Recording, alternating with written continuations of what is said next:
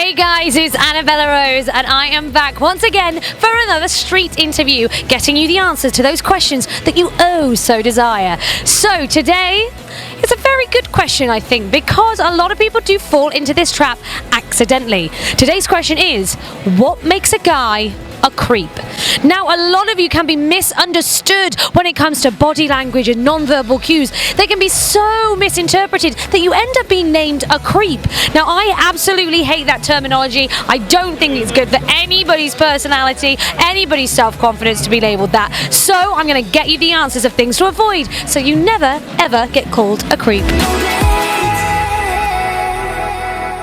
What makes a guy a creep? I think when they follow you around after you make it clear that you're not interested. If they ask nudes when they met you, when he texts you non-stop. Bad teeth. Long fingernails. When a guy texts you all the time. Just if like someone's like following your every move. I think that's really like checking up on you every hour and they're just like, why aren't you answering me? What are you doing? Like very controlling. If he constantly looks at you all the time. Do you find that a lot of guys stare? I think it depends on the setting, to be honest. Okay, where are they the worst starers? Sometimes like outside of the club, so not necessarily people going to clubs, but people sometimes I feel like hang around outside and are kind of like staring at the people coming in and out. It's a bit strange. Yeah. They start to speak to you and they're too close, a bit touchy. Okay. That's creepy for me. If he don't leave you space. If he's really close? Yeah, I think so. I think it comes down to sensing the situation. And I have said this word from time and time again. Just sense. And I mean body language tells so much. It screams! Exactly. When he stares at you too much and he just doesn't stop staring. Lingers even when you've given him the signals that you want him to go away. Okay. So persistence again. Like touching you in the club? Yeah, no, that's weird. We've got people in the club trying to invade your personal space. Is it that? Is it when somebody tries to invade? Invading your space, yeah, that's it. Invading your space, coming up, touching you from behind, touching your bum, no. No. So let's say a guy's being creepy, do you call him out? Well, that's when you ghost, isn't it? But do you think you should be educating them so they don't do it again? Yeah, quite possibly. I suppose everybody's different, aren't they? You have a connection with someone, you can either talk these things through. Yeah. Some people are very much the guards up. They won't talk about it. Even when you don't reply, he just keeps going. Yeah, it's very creepy. Why do you think they do that? Because they're creepy.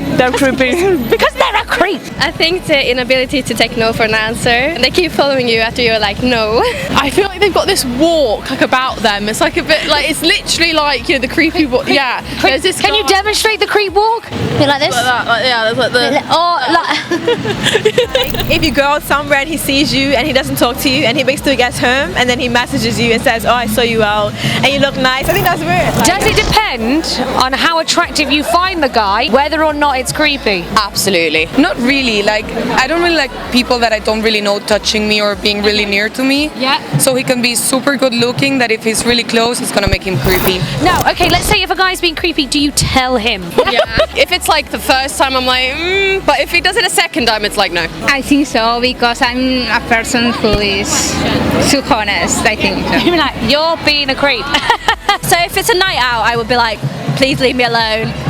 Oh, my friends just come and they're like, leave her alone. They just like do the barrier. I would 100%. I'd be like, no, get off. After a while, I would, yeah. I feel like if it got on my nerves, like if I felt a bit like uncomfortable, yeah. But if I was just a bit like, oh, I'll just leave. Maybe one day. Do you think guys know they're doing it? I think they know, but they don't care. Of course, and I mean I have met guys who are just not aware. They just haven't practiced their sensing.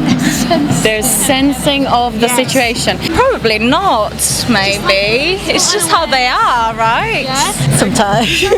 Yeah. Not really, because if they were, then why? Some of them. I feel sometimes do. It depends, I think. No, because they keep on, like, they don't stop when they, yeah. No, I think they think that it's okay because it's like over social media. I think, and it's like it's okay because it's like it's As if it's harmless, but not really, because your phone's still in your pocket, it's still invading your space in some sort of a way. Yeah, they could still be sweet to your face, not over text messaging, but when it's persistent over text messaging, that's when I think it's creepy. Yeah, it's very creepy. So there you have it, guys, the answer to today's question. which was, what makes a guy creepy? Now, we had a variety of answers, but basically what it comes down to at the bare bones of it is breaching someone's personal space and making them feel uncomfortable. So whether that is constantly texting them all the time, invading their space through their phone, if you're in public and what you're doing is standing too close to them, you're invading their space. If you're staring at them across the bar, that eye contact can actually breach someone's personal space and make them feel uncomfortable. Basically, it's this sort of persistence that makes people feel uneasy and will cause you to get labelled as a creep.